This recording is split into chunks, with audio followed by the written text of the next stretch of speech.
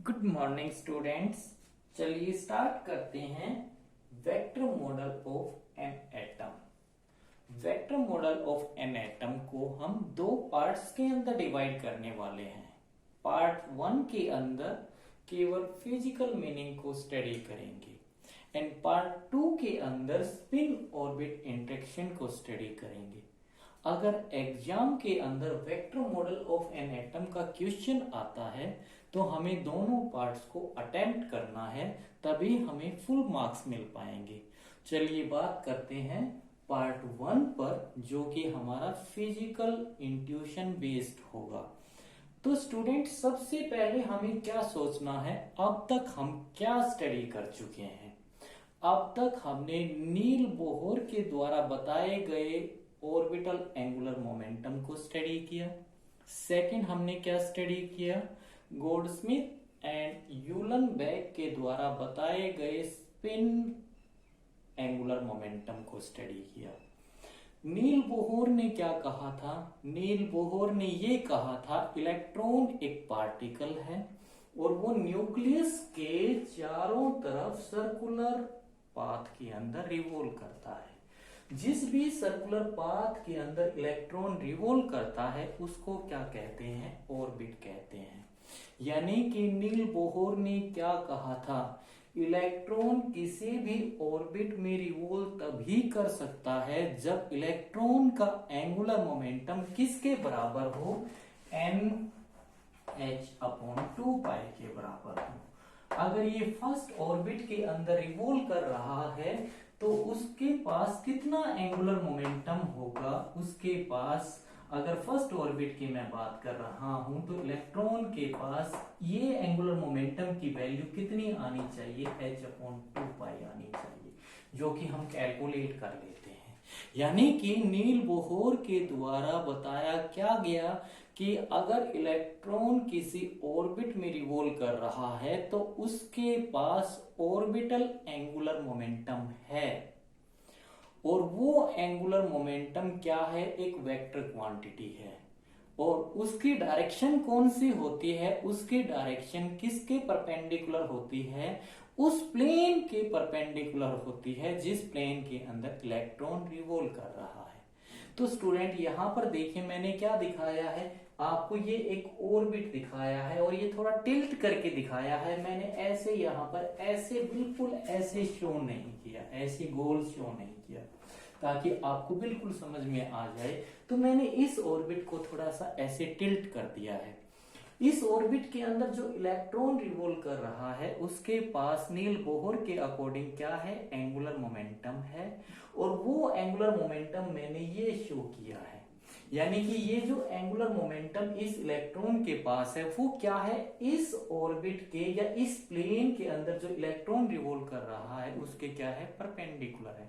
यानी कि angular momentum क्या है, एक वेक्टर क्वांटिटी है। तो हमने नील बोहर के द्वारा बताए गए क्या, ऑर्बिटल एंगुलर मोमेंटम के बारे में स्टडी कर चुके हैं।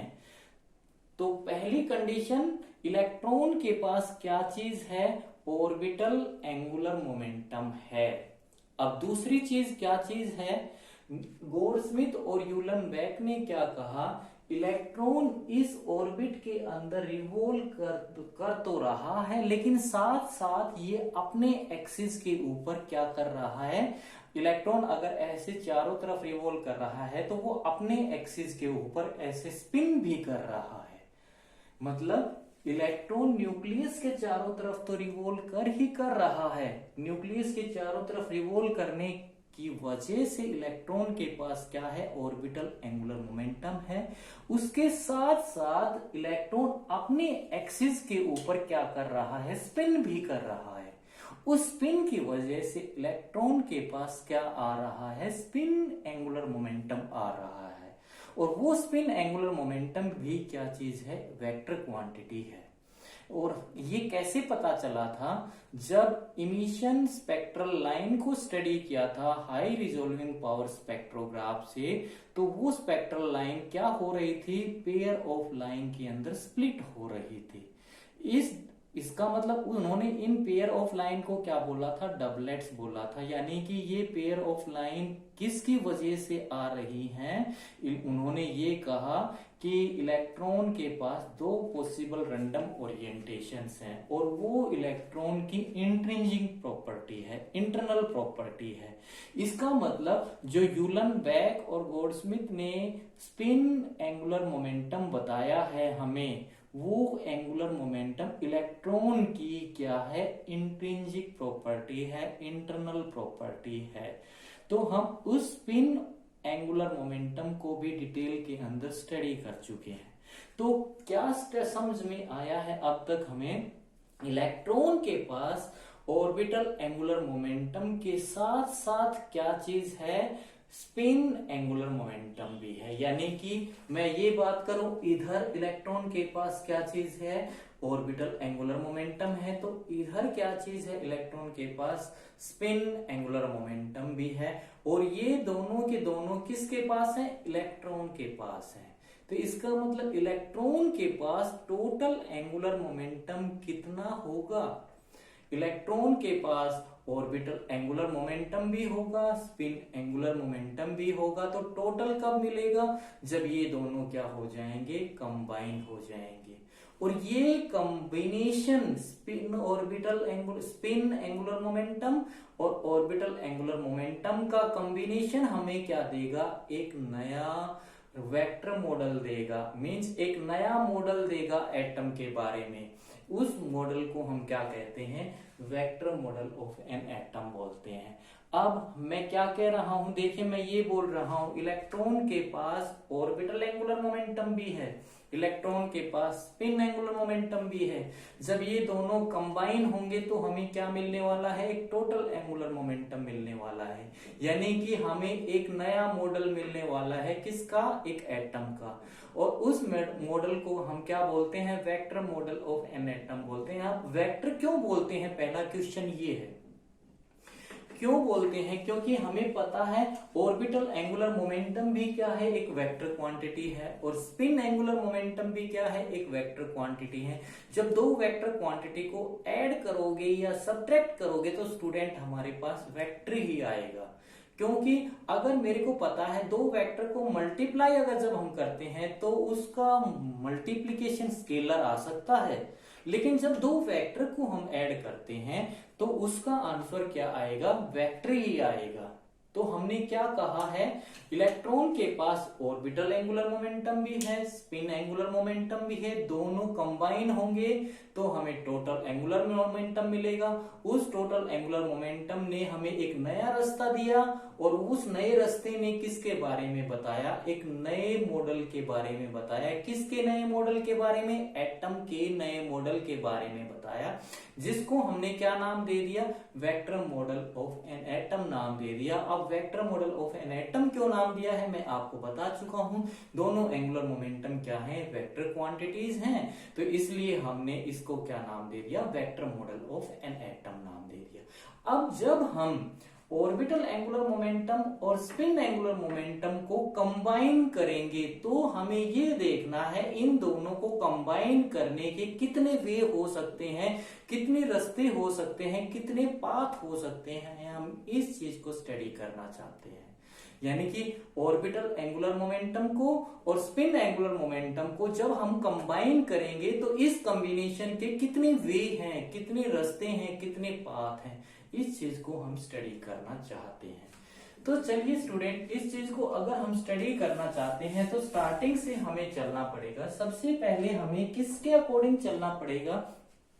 नील बोहर के अकॉर्डिंग चलना पड़ेगा। और नील बोहर ने क्या कहा था? जब इलेक्ट्रॉन किसी भी ऑर्बिट के अंदर रिवॉल्व करेगा तो उसके पास क्या है? ऑर्बिटल एंगुलर मोमेंटम है, ये है। और क्वांटम फिजिक्स क्या कह रही है? जो ये एंगुलर मोमेंटम है ये क्या है? क्वांटाइज्ड है। इसको हम स्टडी कर चुके हैं। क्वांटाइज्ड है। क्वांटाइज्ड का मतलब इसकी वैल्यू डिस्क्रीट होगी और क्वांटाइज्ड वैल्यू ऑफ यानी कि मैग्नीट्यूड के अंदर होगी। और quantised value of a angular momentum की वैल्यू हमने स्टडी किया था, कितनी होती है student? Quantised value of a angular momentum that comes out to be under of L into L plus 1 into H upon यहां तक है एच अपॉन 2 पाई के ऊपर, ये स्क्वायर रूट नहीं है।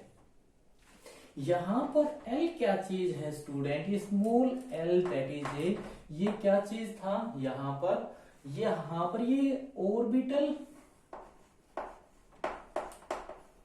Orbital angular momentum quantum number था, ये क्वांटम नंबर ये था। मैं यहां से एक लाइन खींच रहा हूं और इसकी वैल्यू कितनी होती है स्टूडेंट, इसकी एल की वैल्यू 0 होगी, इसकी वैल्यू 1 होगी, इसकी वैल्यू 2 होगी, इसकी वैल्यू n-1 तक होती है, जिसको हम एजीमुथल क्वांटम नंबर भी बोलते हैं। हमने वहां पर स्टडी किया था, इसकी वैल्यू किसके ऊपर डिपेंड करती है, प्रिंसिपल क्वांटम नंबर के ऊपर डिपेंड करती है।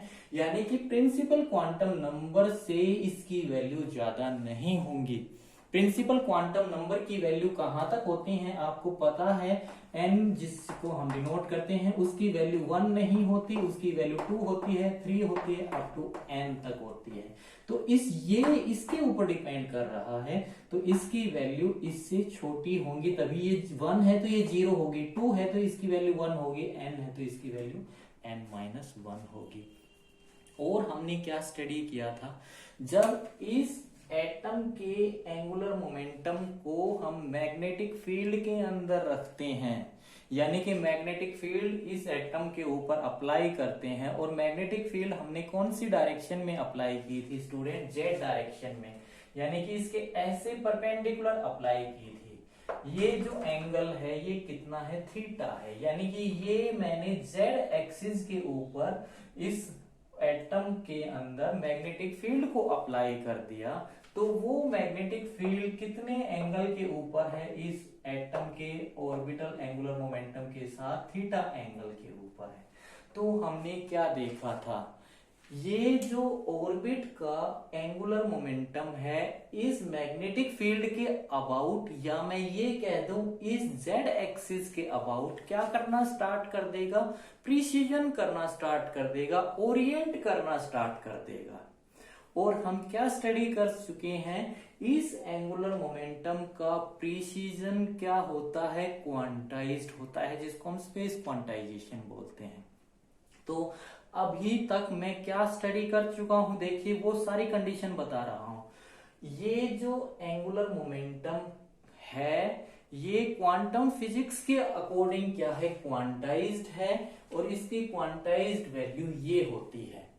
अब मैंने इस एटम को मैग्नेटिक फील्ड के अंदर प्लेस किया, तो सबसे पहले मैं क्या कह रहा हूं, इस एंगुलर मोमेंटम का इस जेड एक्सिस के अलोंग एक कंपोनेंट होगा, यानी कि component of orbital angular momentum along Z axis या अलोंग मैग्नेटिक फील्ड, इसका मतलब इसके पैरेलल कंपोनेंट की बात कर रहा हूं।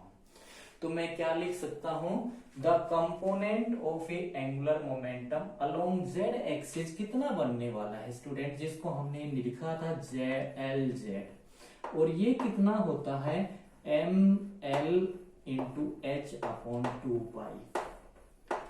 यानी ये ml क्या चीज है, यहां पर ml is magnetic quantum number, ये है हमारे पास ऑर्बिटल बोलना चाहिए मेरे को, इसको नाम देना चाहिए ऑर्बिटल मैग्नेटिक क्वांटम नंबर। और इसकी वैल्यू किसके ऊपर डिपेंड करती है स्टूडेंट, ml की वैल्यू किसके ऊपर डिपेंड करती है, l के ऊपर डिपेंड करती है। और इसकी वैल्यू क्या होती है, -l से लेकर L तक होती है, मैंने ये इंटरवल लिख दिया है। तो हमने निकाली थी, देखिए कितनी वैल्यू होती है, 2l+1 इसकी वैल्यू होती है। अगर L की वैल्यू मैं 1 लेता हूं ना, तो ml की वैल्यू कितनी आएंगी, देखिए मैं यहां पर लिख दूं, अगर 0 है तो 0 होगी, ये 1 लेता हूं तो -1 और 1 के बीच में होंगी, -1 होगा, 0 होगा, 1 होगा, तो 3 वैल्यू बन गई ना। अब 3 को कैसे लिख सकते हैं, 2l प्लस 1, l की वैल्यू कितनी है, 1 है, तो 2 प्लस 1 3 हो गई ना ये। अगर देखिए, अगर l की 2 लेता हूं तो मैं -2 और यहां तक 2 तक कितनी वैल्यू हो जाएंगी, 5 हो जाएंगी। तो यहां पर 2 पुट करूंगा तो 2 2 4 प्लस 1 5, यानी कि ml की वैल्यू इस इंटरवल के अंदर लाई करती हैं और वो वैल्यू l के ऊपर डिपेंड करती हैं। टोटल वैल्यू कितनी होती हैं, 2l प्लस 1 होती हैं। तो यहां पर अब अगर देखिए student, according to quantum physics, अगर एंगुलर मोमेंटम क्वांटाइज्ड है तो इसका z कंपोनेंट भी क्या होगा, क्वांटाइज्ड होगा। यानी कि ये वैल्यू भी किसमें होगी, डिस्क्रीट होगी। और इसका मतलब Lz की जो वैल्यू आएगी ना, वो क्या आएगी, स्केलर में आएगी। आप क्या समझ चुके हैं, एंगुलर मोमेंटम क्वांटम फिजिक्स के अकॉर्डिंग क्वांटाइज्ड है, क्वांटाइज्ड वैल्यू ये है। इसके बाद हमने इस एंगुलर मोमेंटम इलेक्ट्रॉन के कहां पर प्लेस कर दिया, मैग्नेटिक फील्ड के अंदर। मैग्नेटिक फील्ड को किसके पैरेलल लगाया, जेड एक्सिस के पैरेलल लगाया। तो जेड एक्सिस के पैरेलल लगाते ही हमने सबसे पहले क्या लिखा है, इस एंगुलर मोमेंटम का मैग्नेटिक फील्ड के पैरेलल कंपोनेंट लिखा है और वो कंपोनेंट ये है। इसका मतलब अगर ये क्वांटाइज्ड है तो ये भी क्वांटाइज्ड है, हम स्टडी कर चुके हैं। इसके बाद हमने क्या स्टडी किया था, ये जो ऑर्बिटल एंगुलर मोमेंटम है मैग्नेटिक फील्ड के अंदर प्लेस करते ही क्या करेगा, मैग्नेटिक फील्ड के अबाउट प्रिसीजन करना स्टार्ट कर देगा। वहां पर हम स्पेस क्वांटाइजेशन के कंसेप्ट को स्टडी कर चुके हैं। चलिए अब बात करते हैं हम किसकी, स्पिन एंगुलर मोमेंटम की। स्पिन एंगुलर मोमेंटम का कंसेप्ट कब आया था, यूलनबेक ने जब डबलेट्स को स्टडी किया था तो उन्होंने क्या कहा था, इलेक्ट्रॉन के पास एक इंटरनल प्रॉपर्टी है, एक इंट्रिंसिक एंगुलर मोमेंटम है और उस इंट्रिंसिक एंगुलर मोमेंटम को क्या नाम दिया था, स्पिन का नाम दिया था। तो स्पिन एंगुलर मोमेंटम भी क्या है, एक वेक्टर क्वांटिटी है। और according to quantum physics spin angular momentum is also quantised and whose quantised value कितनी आई थी, उसकी क्वांटाइज्ड वैल्यू भी s से उसको डिनोट किया था और कितनी आई थी हमारे पास, s into s plus 1 h/2π। Here यहाँ पे जो स्मॉल s है ये क्या चीज है, स्पिन क्वांटम नंबर है, स्पिन एंगुलर क्वांटम नंबर, ये हमारे पास स्पिन क्वांटम नंबर है।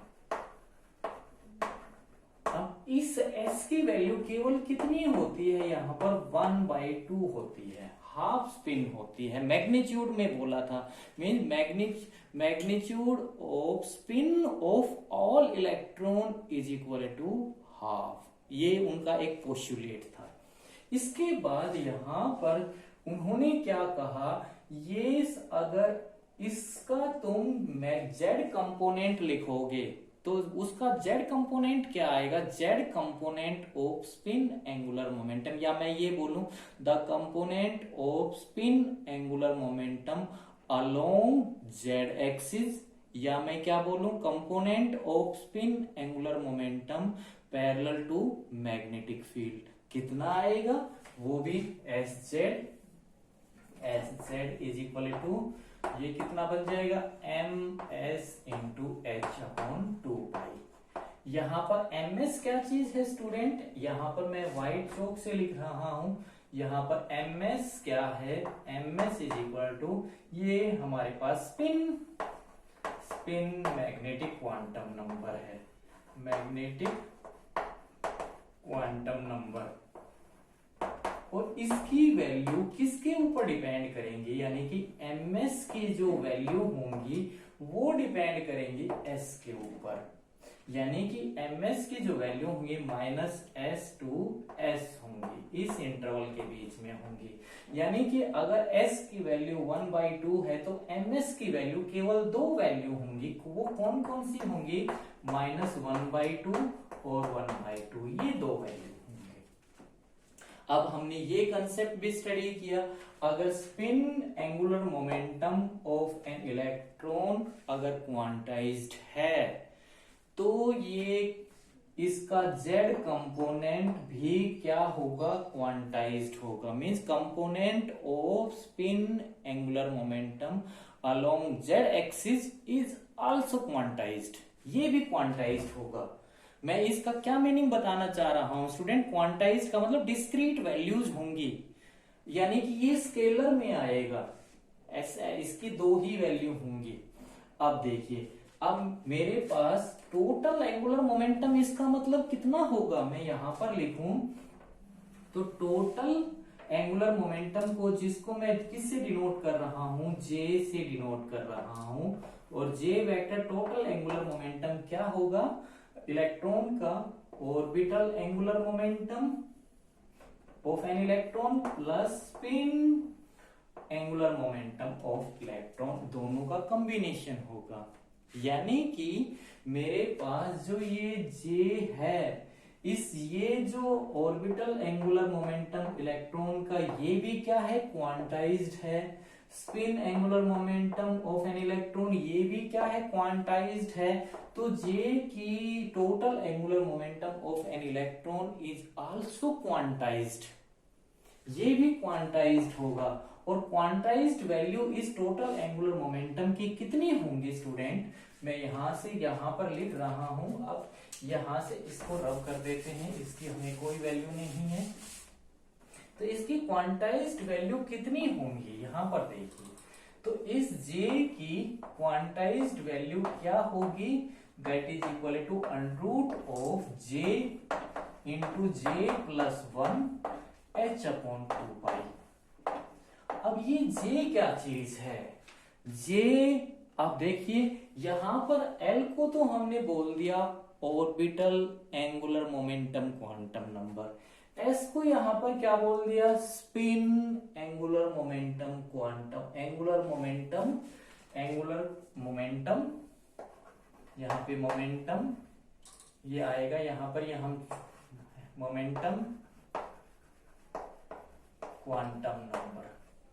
तो ये J जो है ये क्या होगा? जो स्मॉल j है दैट इज इक्वल टू, इसको नाम दिया गया inner quantum number, inner quantum number.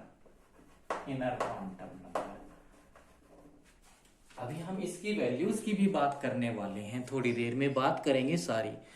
अब अगर ये total angular momentum of an electron is to be quantised, तो टोटल एंगुलर मोमेंटम का हम क्या लिख सकते हैं? एक कंपोनेंट। इसका मतलब the component of total angular momentum along z axis कितना बनना चाहिए? कितनी होगी उसको मैं लिख रहा हूं jz से, और वो क्या होगा? mj into h/2π। यहां पर mj क्या चीज है? ये अब ये हमारे पास total angular momentum magnetic quantum number है। इसकी वैल्यूज किसके ऊपर डिपेंड करेंगे? mj की जो वैल्यू होंगी वो किसके ऊपर डिपेंड करेंगे? j के ऊपर डिपेंड करेंगे। और ये इसकी वैल्यू कितनी होगी? -j से j के बीच में होगी। तो अब स्टूडेंट्स हम क्या करने वाले हैं? हमें सिर्फ क्या चेक करना है? हमें ये देखना है कि mj की वैल्यू क्या होंगी, यानी जो ये mj क्या चीज है? Magnetic quantum number. और ये इसकी वैल्यू किसके ऊपर डिपेंड कर रही हैं? j के ऊपर डिपेंड कर रही हैं। इसका मतलब mj की वैल्यू किस रेंज के अंदर होंगे? -j to j।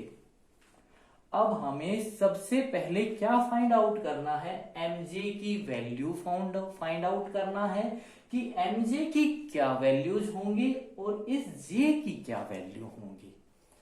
तो अब अगर मैं यहां पर ये देखूं, क्या फाइंड आउट करना चाहते हैं, अब हम जे की और mj की क्या क्या वैल्यूज होंगी, इस चीज को हम स्टडी करना चाह रहे हैं।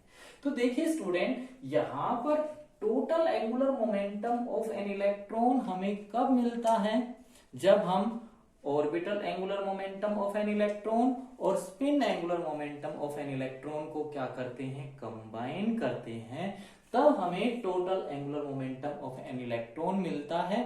और वो क्या, उसकी वैल्यू क्या होती है, क्वांटाइज्ड होती है, क्वांटाइज्ड होती है। तो यहां पर अगर मैं इसके z कंपोनेंट की बात करूं, तो ये जो z कंपोनेंट है वो भी क्या होगा, क्वांटाइज्ड होगा, यानी कि इसकी वैल्यू भी क्या होगी, स्केलर में होगी। तो मैं यहां से आपको क्या बताना चाह रहा हूं, देखिए ये जो मेरे पास Lz है और मेरे पास जो ये Sz है और ये Jz है, ये तीनों के तीनों क्या होंगे, स्केलर क्वांटिटी होंगे। स्केलर क्वांटिटी क्यों होंगे, क्योंकि ये क्या चीज है, मैग्नीट्यूड है। और मैग्नीट्यूड किस किस का है, ऑर्बिटल एंगुलर मोमेंटम का, स्पिन एंगुलर मोमेंटम का और ये टोटल एंगुलर मोमेंटम का। तो ये किसके अलोंग है, ये मैग्नीट्यूड है और ये इनका क्या है, कंपोनेंट है अलोंग जेड एक्सिस के। तो ये वैल्यूज क्या आएंगी, स्केलर में आएंगी। अब मैं आपको क्या कह रहा हूं, देखिए टोटल एंगुलर मोमेंटम मेरे को कब मिल रहा है, जब ऑर्बिटल एंगुलर मोमेंटम को और स्पिन एंगुलर मोमेंटम को मैं क्या कर रहा हूं, कंबाइन कर रहा हूं। यानी कि मेरे को अगर Jz चाहिए, मतलब टोटल एंगुलर मोमेंटम का कंपोनेंट अलोंग जेड एक्सिस चाहिए, तो मैं क्या कर दूं, मैं कंपोनेंट ऑर्बिटल एंगुलर मोमेंटम का अलोंग जेड एक्सिस को क्या कर दूं, इस स्पिन एंगुलर मोमेंटम के कंपोनेंट के साथ क्या कर दूं, कंबाइन कर दूं। यानी कि मैं अगर Jz, ये तो मेरे को पता चल चुका, देखिए टोटल एंगुलर मोमेंटम क्या होगा, combination of orbital angular momentum plus spin angular momentum. अब मैं क्या कह रहा हूं, टोटल एंगुलर मोमेंटम का कंपोनेंट अलोंग जेड एक्सिस अगर मेरे को फाइंड आउट करना है तो क्या करना पड़ेगा, कॉम्बिनेशन करना पड़ेगा, किसका, Lz का और Sz का। अब ये कॉम्बिनेशन कितने तरीके से हो सकता है, इस चीज पर हमें बात करनी है। देखिए मैं क्या कहना चाह रहा हूं, जो ये Jz है ना, ये मैं लिखना चाह रहा हूं, ये स्केलर आएगा लेकिन इन दोनों के कॉम्बिनेशन से आएगा। अब ये कॉम्बिनेशन Lz प्लस मैं कह रहा हूं ये Sz, अब ये जो मैंने एक प्लस लगाया है, ये कॉम्बिनेशन कितने तरीके से हो सकता है। देखिए मैं आपको एक एग्जांपल दे रहा हूं, 10 में ये मेरे पास L10 है, सपोज करो L की वैल्यू कितनी होगी, 0 1 2 होगी। अगर इसकी वैल्यू में L की वैल्यू में 2 लेके चल रहा हूं और S की वैल्यू कितनी होंगी, 2 ही वैल्यू होंगी, S की तो वैल्यू 1 होगी। इसके मतलब इसमें या तो मैं +1/2 कर दूं तो ये 3/2 बनता है, अगर 2 में मैं -1/2 कर दूं तो ये क्या बनेगा, ये यहां पर तो ये 5/2 बनेगा और यहां पर ये क्या बनेगा, 3/2 बनेगा।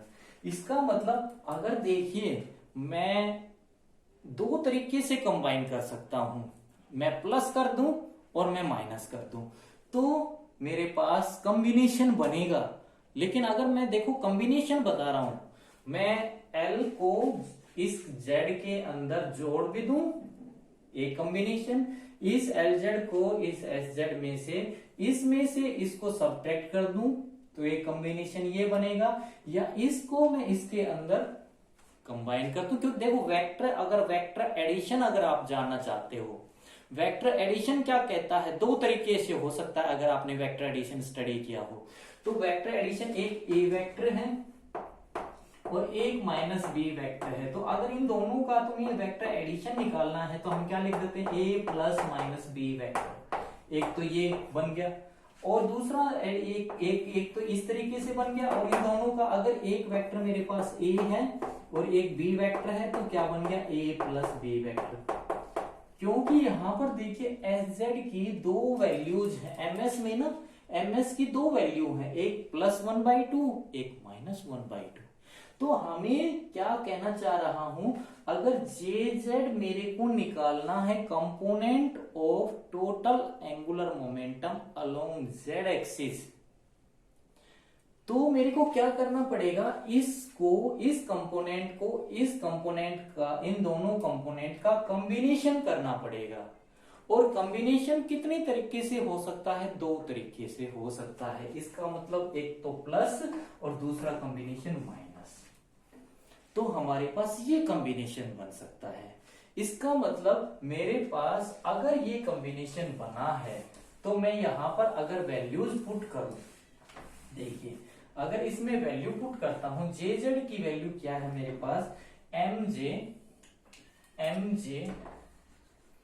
Into H upon 2 is equal to l z m l into H upon 2 plus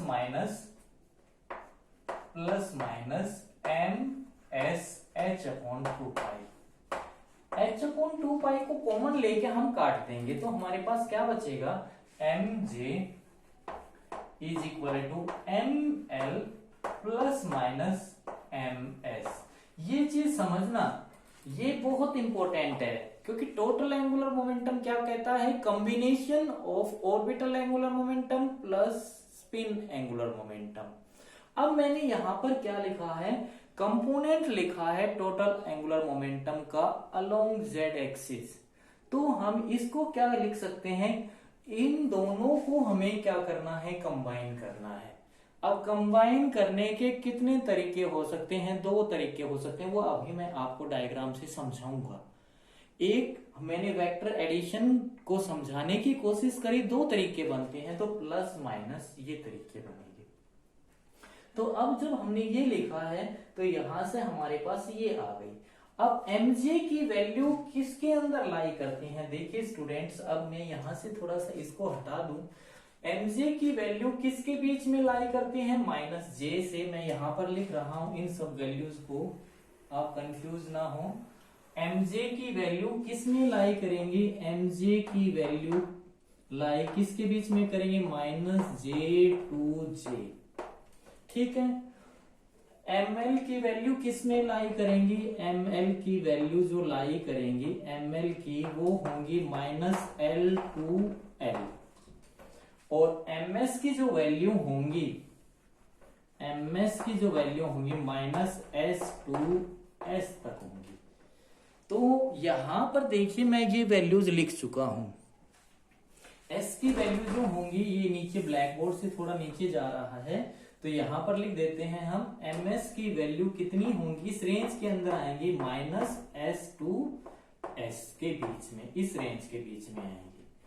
तो यहां पर अगर मैं इन सब की mj की मैक्सिमम वैल्यू की बात करूं, ml की मैक्सिमम वैल्यू की बात करूं, तो mj की तो मैक्सिमम वैल्यू कितनी होगी, मैक्सिमम मेरे को लिखना पड़ेगा, maximum value of mj is equal to कितनी होगी, ये तो j ही होगी, क्योंकि ये माइनस से मैक्सिमम, अगर मैं बात करूं -10 to 10, तो मैक्सिमम कितनी है, 10।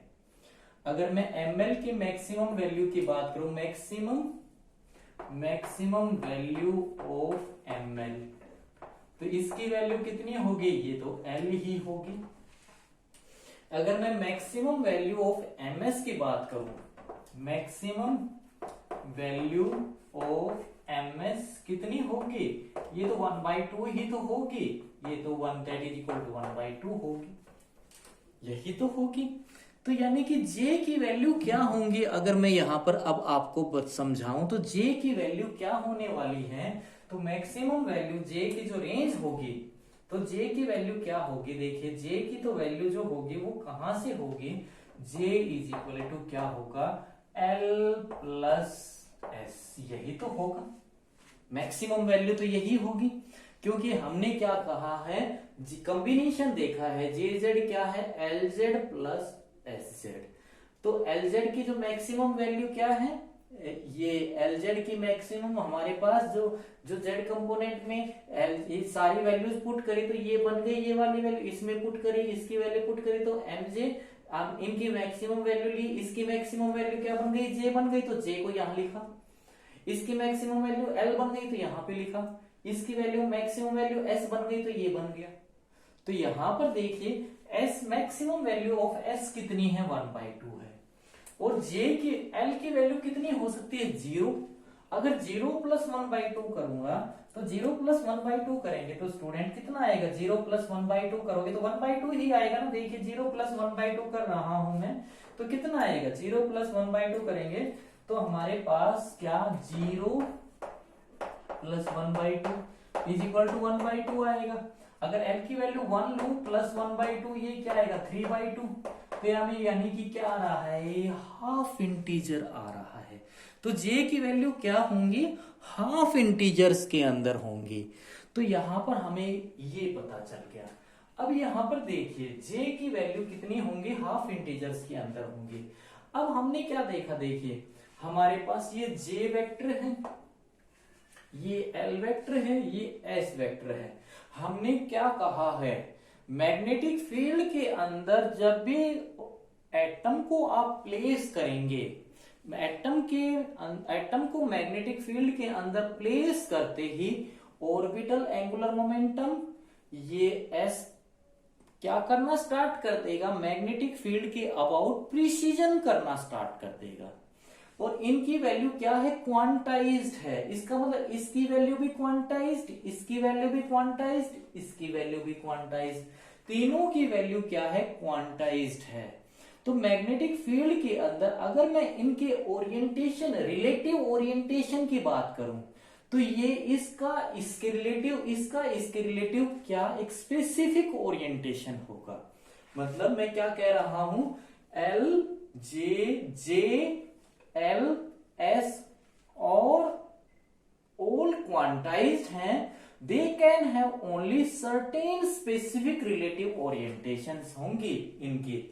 अगर मैं in case of a one electron atom या हाइड्रोजन लाइक एटम की बात करता हूं तो there are only 2 specific orientations possible होंगे। वो कौन कौन सी पॉसिबल होंगे, देखिए मैं उनकी बात कर रहा हूं, हाइड्रोजन लाइक एटम की। तो मैं यहां से मिटा दूं इसको, अब मिटाना पड़ेगा क्योंकि ब्लैक बोर्ड पे स्पेस कम बचा है।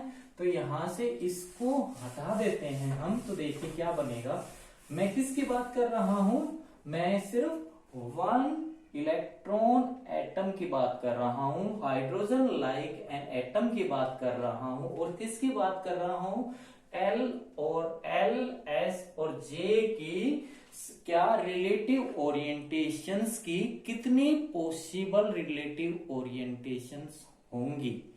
अब मैं उनकी बात कर रहा हूं। देखो अब 1 इलेक्ट्रॉन एटम की बात कर रहा हूं तो जे की वैल्यू क्या होगी, जे की वैल्यू देखिए J = पहला केस अगर मैं लूं L प्लस अगर S होगा तो इस केस में क्या होगा, 1 + 1/2 3/2।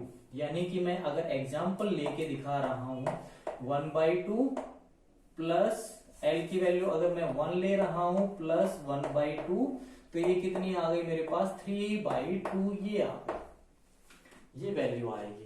ये जो वैल्यू है, ये जो मेरे पास वैल्यू है, तो मैं इसका मतलब ये जो वैल्यू है किससे बड़ी आएगी, इसका मतलब टोटल एंगुलर मोमेंटम की जो वैल्यू आएगी ना, जे वेक्टर की, जे की जो वैल्यू आएगी वो क्या आएगी, ग्रेटर आएगी।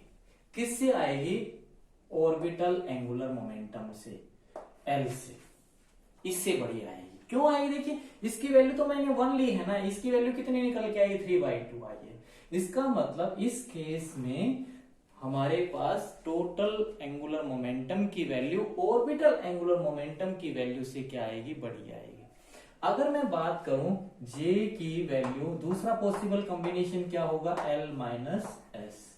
तो इसके 1 - 1/2 लूं तो इस केस में कितनी वैल्यू आएगी, 1/2। इसका मतलब टोटल एंगुलर मोमेंटम की वैल्यू जो है ना वो ऑर्बिटल एंगुलर मोमेंटम की वैल्यू से क्या आ रही है, कम आ रही है।